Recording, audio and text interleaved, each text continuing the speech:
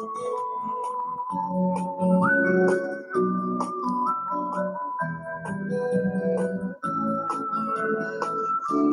magandang umaga po sa inyong lahat mga kaibigan. Welcome po sa programang Ang Tanging Daan.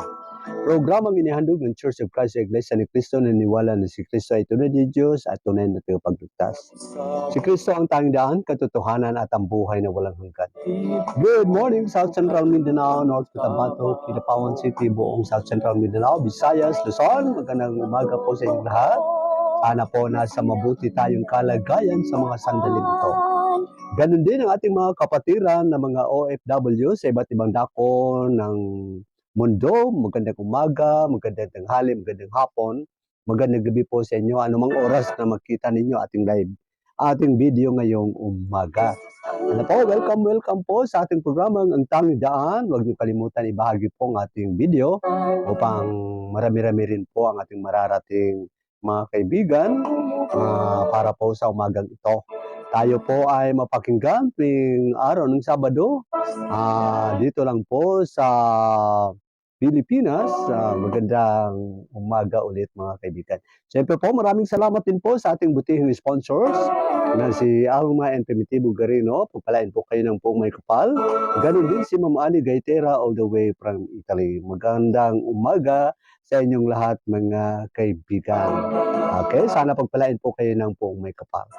Mga kaibigan, bago tayo manimula sa ating programa, tayo muna lumapit sa paanan ng Panginoon at manalangin sa umaga pong ito.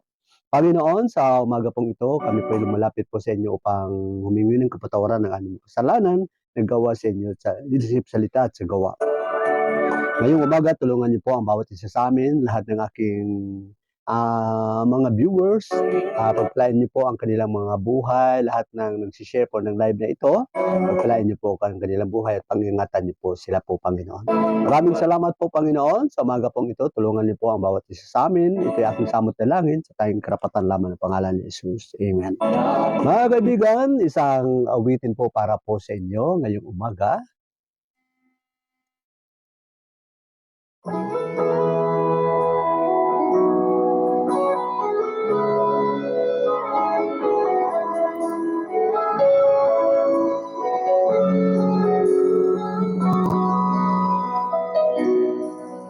Ikaw lang, O Diyos, ang himig ng buhay ko. Ikaw lang, O Diyos, ang kalakasan ko. Sa buhay at sa puso ko, itataas kita. Kahanga-hanga ka at tapat sa iyong salita.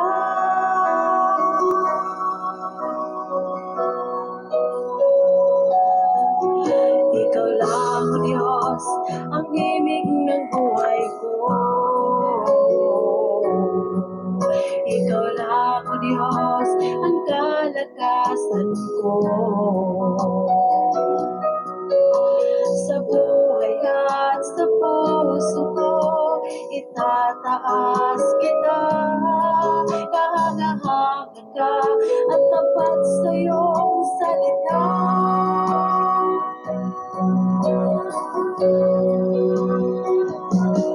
Habang may hininga sa'yo, ako sasamba.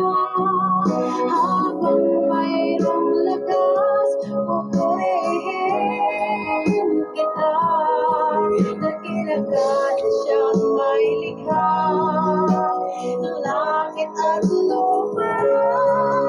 Pagkamayari ang Diyos, itataas kita. Itataas kita. Yan, maraming salamat po sa isang napagandang awitin ngayong umaga na atin pong napakinggan. Mula po yan kay Ma'am Richel Anggab Landas, itataas kita, mga kaibigan. Siya po yung local composer at singer po mga kaibigan ng awitin niya. Ayan, maraming salamat Ma'am Richel. Mga kaibigan, kapatid niya yung umaga po ang ating pag-aralan pong salita ng Diyos ay ating pong masumpungan sa Genesis 1:1. At ito po ang sinabi ng panimula at nilikha ng Diyos ang langit at ang lupa. Maraming salamat po sa pagkabasa ng kanyang salita po mga kaibigan. Ang pag-usapan po natin ngayong umaga, ang topic po natin ay patungkol po sa langit. Yes, maraming beses na po natin naririnig na ang lahat ng Kristiyano ay papuntang langit. Yes, ngunit hindi po natin alam kung ano pa talaga ang langit na sinasabi ng lahat ng mga manggagawa o mga pastor. Ang langit po mga kaibigan, ito ay lugar kung saan tinirhan ng Amang Diyos na kanyang tirahan sa langit po mga kaibigan. Ibig sabihin, doon po siya nakatira sa langit na sinasabi po natin. Ngunit ang banal na kasulatan ay hiyag na nagtuturo patungkol sa atin, patungkol sa langit po mga kaibigan. Kaya nga sa simula, nung sinabi ng Diyos, ginawa niya po ang langit at ang lupa. Ibig sabihin, langit at lupa ginawa po ng ating Panginoon. Ngunit mga kaibigan, isang katanungan, ilang uri po ba ang langit? Yan, sasagutin po natin yan mga kaibigan sa tatlong kasagutan po. Ang katanungan na iyon, ilang uri ba ng langit ang meron tayo mga kaibigan?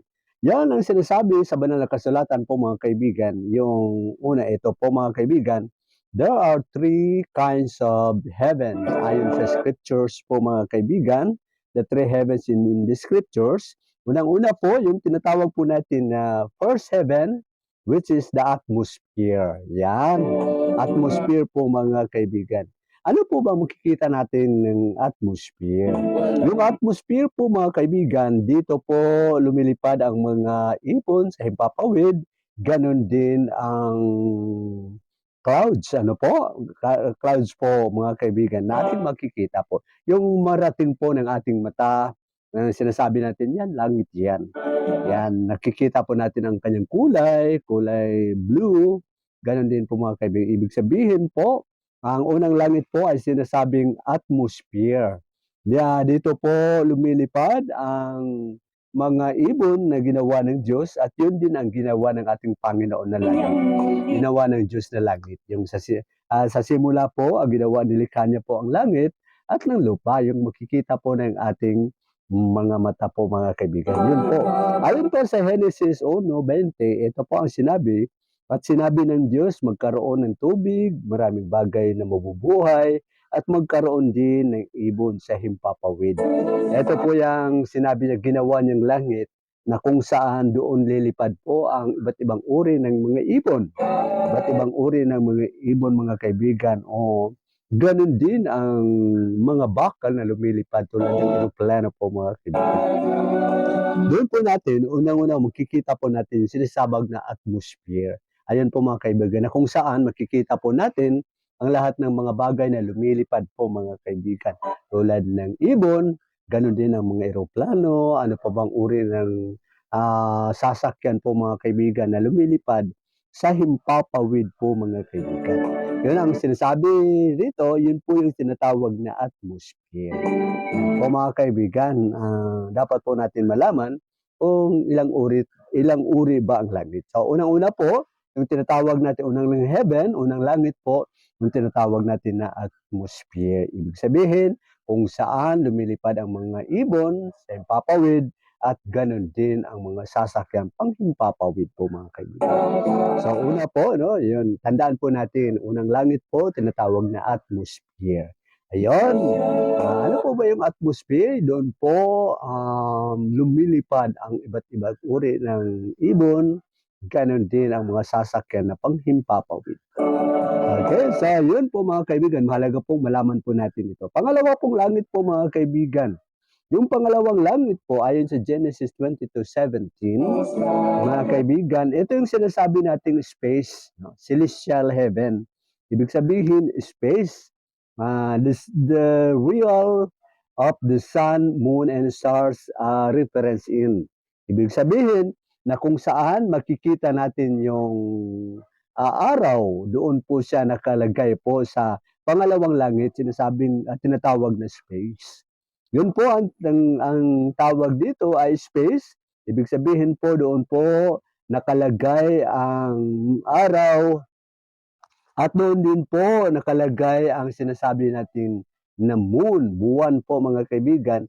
Ganon din ang mga stars.